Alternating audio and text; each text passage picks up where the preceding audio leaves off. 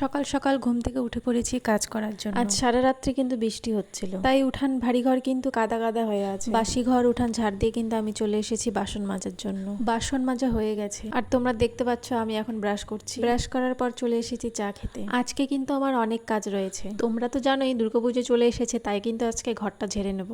ঘর ঝাড়তে ঝাড়তে তোমাদের সাথে একটা কথা শেয়ার করি। আচ্ছা, আমার ভিডিও যে তোমরা দেখছো, লাইকও কিন্তু করছো, কিন্তু কমেন্ট কিন্তু করছো না। আমি কিন্তু বলছি না যে কমেন্ট করতেই হবে, কিন্তু তোমরা যদি কমেন্ট না করো তাহলে আমি বুঝবো কি করে যে ঠিক কারা কারা আমার ভিডিও দেখছে। আসলে কথাটা কি বলতো, আমি কিন্তু একদমই নতুন, আর নতুনদের কেউ সাপোর্ট করে না। তবে আমার কিন্তু একদমই খারাপ লাগে না, কারণ আমার স্বপ্নটা কিন্তু অনেক বড়, আর এই স্বপ্ন পূরণ হতে একটু তো সময় লাগবেই, আর সেই সময়টা আমার কাছে অনেক মূল্যবান।